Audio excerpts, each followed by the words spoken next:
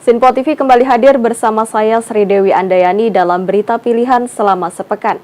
Harga komoditas di Pasar Keramat Jati mengalami penurunan. Presiden Joko Widodo resmi melantik Menpora baru. DPR RI sahkan Perpu Pemilu dalam rapat paripurna ke-20. Polri akan gelar operasi ketupat 2023 guna pengamanan mudik lebaran. Polri sediakan 2.694 posko mudik untuk mengawal aktivitas mudik. Berikut berita pilihan selengkapnya.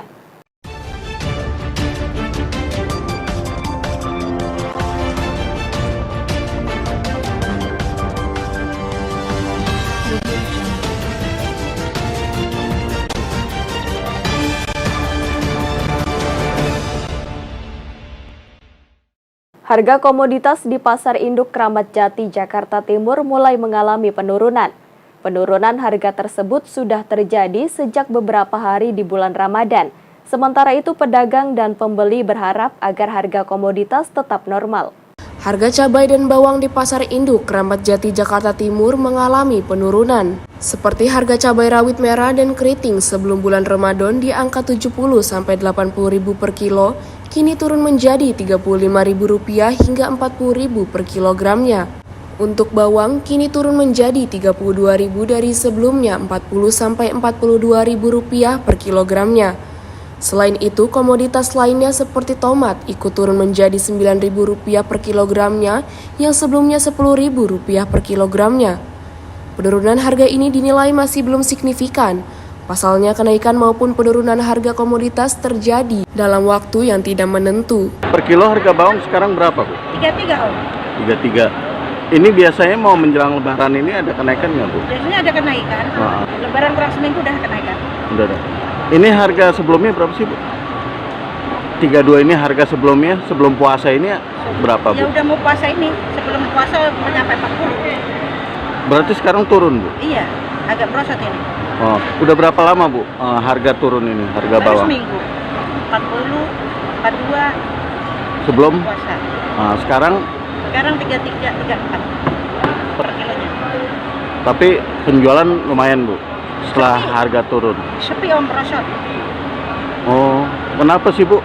Kan banyak yang libur cateringnya. Restoran banyak yang libur. Harapannya, Bu? Puasa ini kan banyak yang libur dulu. Ntar kalau puasa udah dapat 15 hari baru. Menurut para pedagang, kenaikan bisa terjadi sepekan menjelang lebaran. Di bulan puasa ini penjualan sepi karena banyaknya pengusaha catering dan restoran libur. Sementara itu, menurut pembeli, harga bawang dan cabai mengalami penurunan. Harga per kilogramnya untuk dijual kembali di pasar tradisional Rp32.000. Pak, tadi beli berapa, Pak?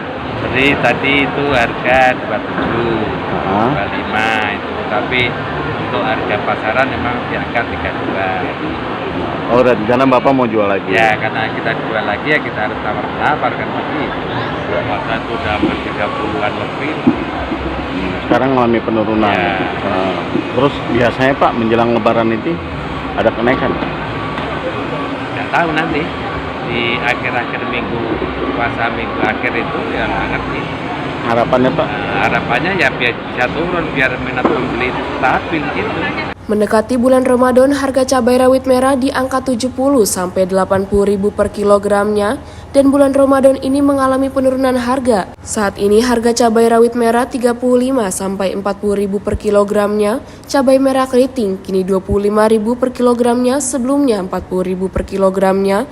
Untuk saat ini semua cabai mengalami penurunan harga di Pasar Induk Keramat Jati, Jakarta Timur. Pak, harga cabai di puasa ini mengalami kenaikan apa penurunan? Penurunan gratis, Pak.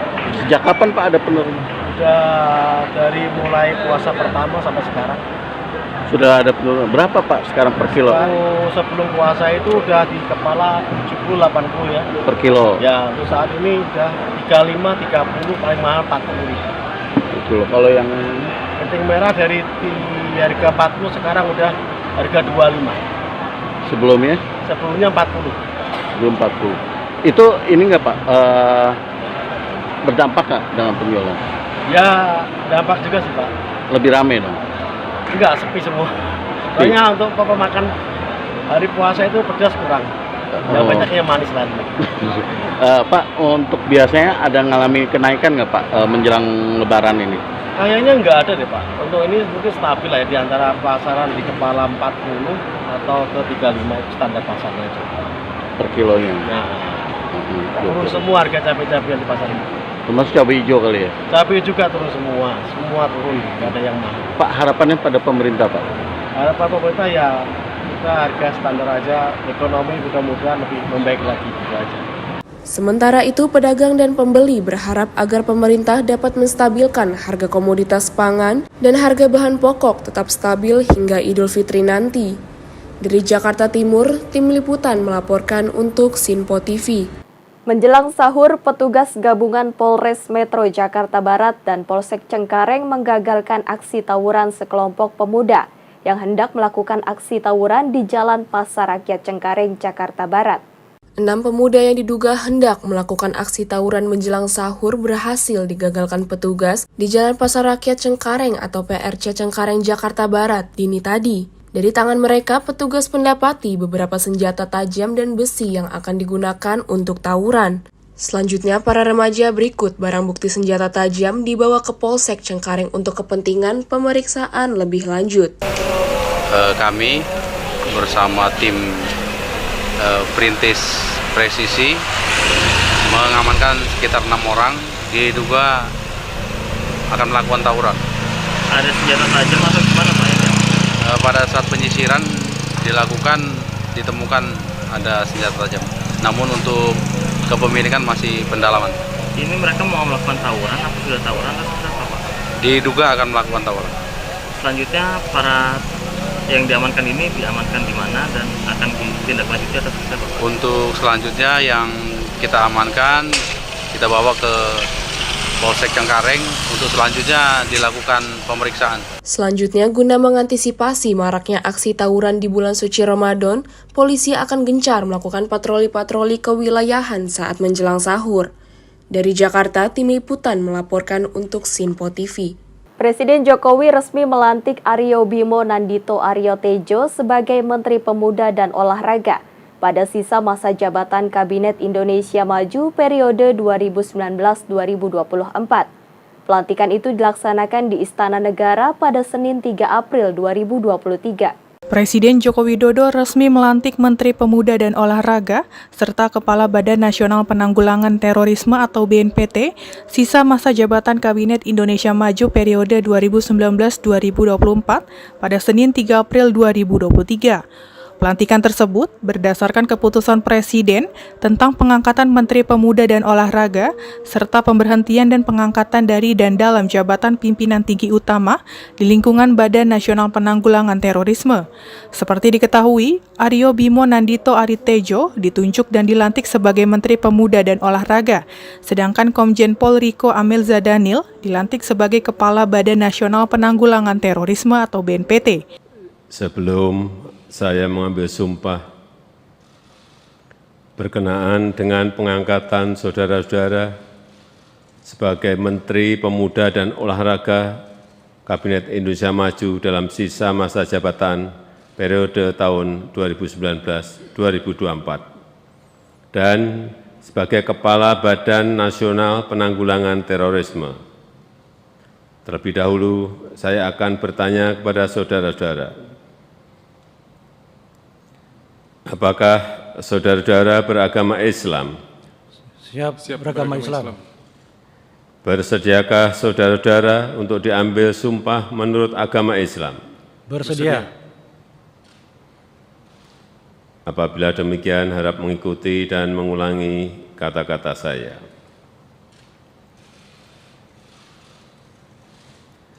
Demi Allah, saya bersumpah. Demi Allah, saya bersumpah. Bahwa saya akan setia kepada Undang-Undang Dasar Negara Republik Indonesia tahun 1945 serta akan menjalankan segala peraturan perundang-undangan dengan seluruh-seluruhnya dengan seluruh-seluruhnya demi dharma bakti saya demi dharma bakti saya kepada bangsa dan negara, kepada bangsa dan negara, bahwa saya bahwa saya dalam menjalankan tugas jabatan akan menjunjung tinggi etika jabatan, bekerja dengan sebaik-baiknya, dengan penuh rasa tanggung jawab. Dari Jakarta, Tim Liputan melaporkan untuk Sinpo TV. DPR RI sahkan Perpu Pemilu menjadi undang-undang dalam rapat paripurna ke-20 pada Selasa 4 April 2023. Dalam agenda tersebut, seluruh fraksi menyatakan setuju atas disahkannya Perpu Pemilu menjadi undang-undang. DPR resmi mengesahkan peraturan pengganti Undang-Undang Pemilihan Umum atau Perpu Pemilu menjadi undang-undang dalam rapat paripurna ke-20 masa persidangan 4 tahun sidang 2022-2023 pada Selasa 4 April 2023. Ketua Komisi 2 DPR Ahmad Doli Kurnia mengatakan, selain implikasi dari pemekaran daerah otonomi baru di Papua dan Papua Barat, pembahasan Perpu Pemilu nomor 1 tahun 2022 tentang perubahan atas Undang-Undang nomor 7 tahun 2017 juga mengatur tentang perubahan norma lain. Perubahan norma lain tersebut sangat penting untuk dilakukan guna mewujudkan suksesnya pemilu di 2024. Selain itu, Ketua Komisi 2 ini berharap dengan penyesuaian dan perubahan beberapa norma dalam Undang-Undang Nomor 7 Tahun 2017 tentang Pemilu, diharapkan tahapan pemilu dapat berjalan lancar dan tanpa hambatan sebagaimana yang diatur dalam PKPU Nomor 3 Tahun 2022. Tentang perubahan atas Undang-Undang Nomor 7 Tahun 2017 tentang pemilihan umum tersebut, terjadi perubahan beberapa norma yang merupakan penataan jumlah norma antara lain berkaitan dengan pembentukan penyelenggara pemilu provinsi, daerah, otonomi baru, penguatan kelembagaan penyelenggara pemilihan umum, penataan daerah pemilihan dan alokasi kursi anggota dewan perwakilan rakyat, anggota dewan perwakilan daerah, dan anggota dewan perwakilan rakyat daerah provinsi, jadwal dimulainya kampanye pemilihan umum anggota dewan perwakilan rakyat, anggota dewan perwakilan daerah, dan kampanye pemilihan umum presiden dan wakil presiden. Penyelenggaraan pemilihan umum di Ibu Kota Nusantara tahun 2024 serta penyesuaian daerah pemilihan dan penyesuaian jumlah kursi anggota dewan perwakilan rakyat daerah provinsi sebagai akibat dari pertambahan jumlah penduduk.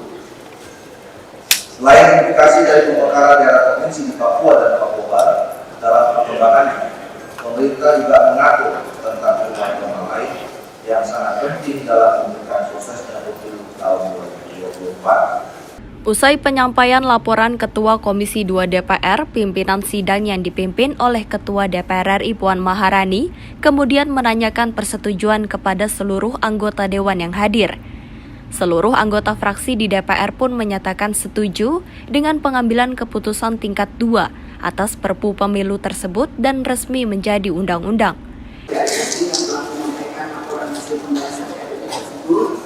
Selanjutnya, kami akan menanyakan kepada setiap fraksi apakah rancangan undang-undang tentang penetapan peraturan pemerintah pengganti undang-undang Perpu nomor 1 tahun 2022 tentang perubahan atas Undang-Undang nomor 7 tahun 2017 tentang pemilihan umum menjadi undang-undang dapat disetujui untuk disahkan menjadi undang-undang.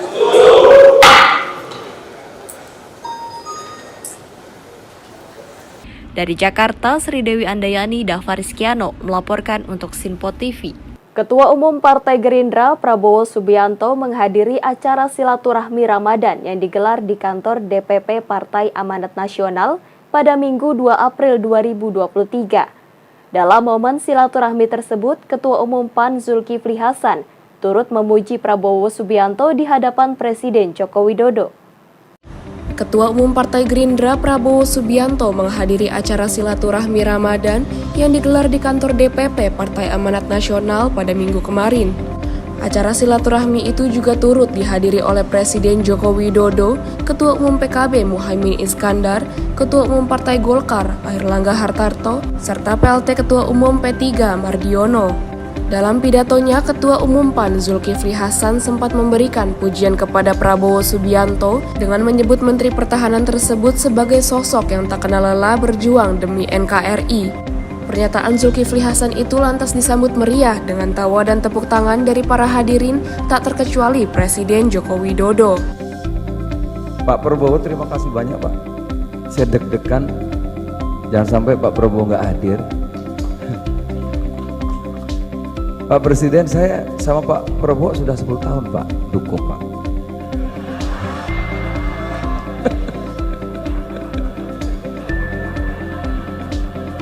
Pak Muzani, mana Pak Muzani itu?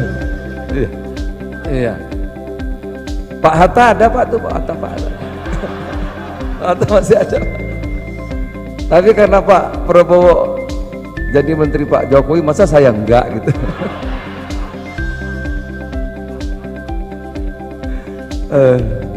Pak Prabowo tidak diragukan Pak, tidak kenal lelah berjuang untuk NKRI Pak Prabowo, luar biasa, tepuk tangan. Oleh karena itu tadi bisik-bisik, tuntaskan dong. Saya bilang siap, saya kan Panglima Lapangan, tergantung Panglima tertinggi Pak Jokowi. Dari Jakarta, tim liputan melaporkan untuk Sinpo TV. Ketua DPP PDI Perjuangan Puan Maharani mengaku tak merasa ditinggalkan dalam pertemuan sejumlah ketua umum partai politik dalam acara silaturahmi Ramadan yang digelar oleh Partai Amanat Nasional. Puan mengungkapkan partainya siap menjadi tuan rumah bagi pertemuan para ketua umum partai politik untuk membahas pembentukan koalisi besar. Ketua DPP PDI Perjuangan Bidang Politik dan Keamanan Puan Maharani menjawab pertanyaan wartawan terkait ketidakhadiran Ketua Umum PDIP Megawati Soekarnoputri dalam silaturahmi Ramadan yang digelar oleh Partai Amanat Nasional. Puan mengatakan saat itu dirinya bersama Ketua Umum Megawati Soekarnoputri sedang menghadiri kegiatan lain yang tak bisa ditinggalkan sehingga ia tidak sempat hadir dalam acara silaturahmi tersebut. Meskipun 4 ketua umum partai politik dan Presiden Jokowi telah lebih dulu bertemu, Puan menyebut PDIP tak merasa ditinggalkan. Koalisi itu kan sebenarnya bisa dilakukan jika kemudian visi dan misi atau kemudian cita-cita dari semuanya itu bersepakat untuk bisa sama-sama melakukannya. Jadi ya setuju kalau memang itu dilakukan dengan cita-cita dan visi misi yang sama untuk Indonesia. Tapi sudah merasa ditinggalkan nggak sih Mbak karena kemarin yang datang dalam? Oh enggak, sama sekali enggak. Saya terima undangannya kok. Hanya kebetulan berhalangan hadir. Begitu juga Ibu Ketua Umum karena pada hari itu berhalangan hadir jadi belum bisa hadir. Jadi bukannya tidak diundang dan bukannya tidak mau hadir, namun berhalangan hadir pada waktu itu. Jadi insya Allah pada kesempatan yang lain PDI Perjuangan akan hadir.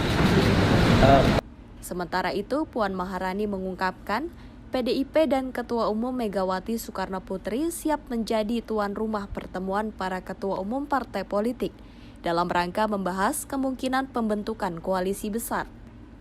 Menurutnya, PDIP selalu terbuka untuk menjalin kerjasama maupun koalisi dengan partai politik lain, termasuk wacana membuat koalisi besar bersama Koalisi Indonesia Bersatu dan Koalisi Kebangkitan Indonesia Raya. Ya, saya bersepakat dan tentu saja silaturahmi tetap harus dilakukan. Siapa yang menjadi tuan rumah monggo saja. Kalau kemudian ada kesempatannya PDI Perjuangan atau Ibu Megawati yang menjadi tuan rumahnya, jadi silakan juga. Yang pasti di bulan Ramadan ini kita jalankan dulu ibadah dengan sebaik-baiknya. Masih ada waktu lain, masih ada kesempatan lain untuk bisa menjajaki atau melakukan pertemuan terkait dengan politik ke depan. Dari Jakarta, Sri Dewi Andayani, Davarizkiano melaporkan untuk Sinpo TV. Masjid An-Nur Empang merupakan salah satu masjid tertua yang ada di Kota Bogor, Jawa Barat. Masjid ini dibangun sekitar tahun 1828 Masehi oleh Habib Abdullah bin Muhsin Al-Atas yang berasal dari Yaman. Masjid yang menjadi saksi perkembangan Islam di Nusantara tersebut terlihat masih berdiri kokoh hingga saat ini. Masjid An-Nur Empang atau yang lebih dikenal dengan sebutan Masjid Keramat Empang Bogor adalah salah satu Masjid tertua yang ada di Kota Hujan yang terletak di Jalan Lolongkong RT 02 RW 04, Kelurahan Empang, Kecamatan Bogor Selatan, Kota Bogor, Jawa Barat. Masjid An-Nur Empang yang awal berbentuk langgar ini merupakan saksi bisu sejarah perkembangan agama Islam di Kota Bogor. Ornamen masjid sangat kental dengan unsur Arab dan Islam, bahkan beberapa interior masih terlihat awet hingga saat ini seperti kaca jendela yang berwarna merah dan biru, mimbar masjid dan 4 pilar yang terletak di dalam masjid serta 2 buah menara masjid.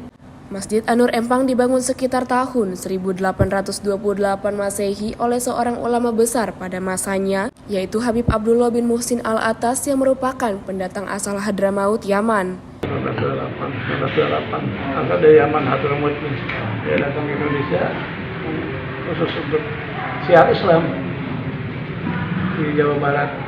Itu emang dia pertama bikin musola dulu, musola An-Nur. Ini musola menghadapkan masjid. 4 tahun dia jadi masjid. Alhamdulillah karena umatnya udah banyak ke Bogor. Berarti bangunan yang udah dirubah apa aja Pak Habib? Karena ketan, yang dulu habis saya, ini sampai sini aja batasannya. Satu kali renovasi.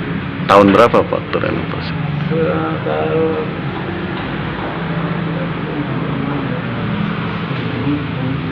84 ya. Yang masih utuh dari sejarah dari masjid ini apa aja Pak Habib yang sampai saat ini? Tiang dalam, terus karek-karek yang di atas tuh, yang tempat imam mimbar tuh masih utuh, ada perubahan. Menara semua belum ada perubahan, masih asli. Perubahannya semua masih asli. Cuma sedikit. Makasih ya Pak Habib ya. Daya tarik lain masjid ini adalah keberadaan kampung Arab tak jauh dari lokasi masjid. Penduduk mayoritas adalah keturunan Arab yang sudah menetap ratusan tahun untuk berdagang. Hingga kini Masjid An-Nur Empang masih menjadi destinasi wisata religi di Kota Bogor yang selalu ramai dikunjungi para jamaah khususnya pada bulan Ramadan ini. Dari Kota Bogor, Tim Liputan melaporkan untuk Sinpo TV.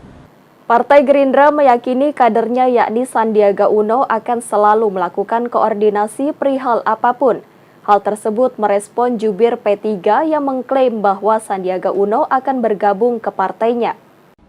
Partai Gerindra merespon pernyataan jubir P3 yang mengklaim Sandiaga Uno akan segera bergabung ke P3. Ketua Harian DPP Partai Gerindra Dasko mengaku baru mendapatkan kabar tersebut melalui pemberitaan di media. Meski demikian, Partai Gerindra meyakini Sandiaga Uno sebagai kader akan berkoordinasi dengan partai perihal apapun. Kami baru dengar juga dari kawan-kawan media bahwa ada pernyataan seperti itu. Namun apapun itu terpulang kembali kepada yang bersangkutan, karena yang bersangkutan pada saat itu sudah memberi statement bahwa apapun yang akan dilakukan, yang bersangkutan Pak Sandi akan berkoordinasi dengan partai, begitu. Demikian.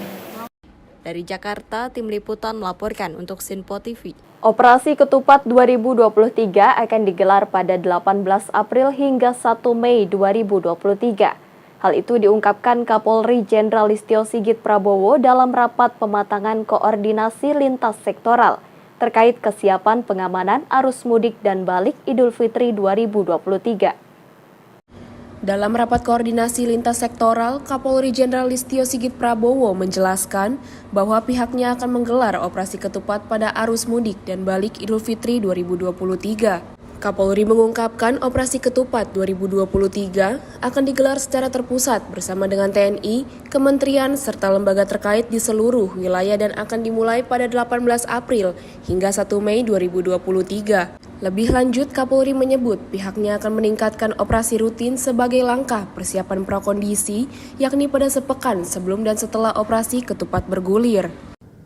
Kepolisian melaksanakan operasi ketupat yang akan kita laksanakan secara terpusat dan juga diikuti oleh seluruh wilayah mulai dari tanggal 18 sampai dengan tanggal 1 Mei. Namun demikian, untuk melaksanakan prakondisi kami melaksanakan operasi rutin yang ditingkatkan 1 minggu sebelum tanggal 18 dan 1 minggu setelah tanggal 1 Mei. Sehingga kurun waktu total hampir 1 bulan. Ini semua kita lakukan untuk mempersiapkan dan mengantisipasi terkait dengan data yang diberikan oleh Kemenhub bahwa ada peningkatan arus mudik dan arus balik, sehingga arahan dari Bapak Presiden bahwa pelaksanaan pengamanan arus mudik dan balik tahun ini bisa jauh lebih baik daripada tahun kemarin. Dari Jakarta, Tim Liputan melaporkan untuk Sinpo TV. Jelang perayaan Idul Fitri, Kepolisian Negara Republik Indonesia akan melaksanakan Operasi Ketupat 2023 untuk mengawal aktivitas mudik Lebaran pada tahun ini. Sebanyak 2.694 posko mudik akan disiapkan di berbagai wilayah guna mengamankan pelaksanaan mudik Lebaran 2023. Kepala Biro Penerangan Masyarakat Humas Polri, Brigjen Pol Ahmad Ramadan mengatakan 2.694 posko mudik Lebaran akan disiapkan selama Operasi Ketupat 2023. Posko-posko itu terdiri dari 1.559 pos pengamanan, 745 pos pelayanan, dan 390 pos terpadu. Posko tersebut nantinya akan ditempatkan di berbagai wilayah dengan lokasi strategis, antara lain untuk memastikan keamanan dan kenyamanan dalam pelaksanaan mudik Lebaran 2023. Polri dalam menghadapi Lebaran nanti melaksanakan operasi Ketupat, ya, operasi dengan sandi Ketupat 2023. Nah, di dalam operasi nanti kita menyiapkan personil, ya, personil yang saya sampaikan tadi, personil yang kami pastikan seluruh fungsi utama di kepolisian siap, ya, dengan mengedepankan fungsi lantas, ya. Jadi kita fokusnya adalah mengamankan arus mudik, juga mengamankan arus balik, ya. Lebih fokus di Pulau Jawa karena apa? 3 provinsi terbesar adalah Provinsi Jawa Tengah, kemudian Jawa Timur, dan Jawa Barat, ya. Untuk operasi Ketupat nanti Polri mendirikan pos, ya, di mana ada pos pengamanan, juga pos pelayanan dan pos terpadu. Jumlah pos pengamanan berjumlah 1.559, kemudian pos pelayanan 745 dan pos terpadu 390. Nah, tentu kalau pos terpadu ini, ya, Polri bersama aparat-aparat lainnya, ya. Dari Jakarta, Sri Dewi Andayani, Dava Rizkiano melaporkan untuk Sinpo TV. Demikian berita pilihan sepekan kali ini. Tetap saksikan berita terkini di Sinpo TV, Sinpo ID, dan media sosial Sinpo lainnya. Saya Sri Dewi Andayani dan kru yang bertugas pamit undur diri. Selamat berakhir pekan dan sampai jumpa.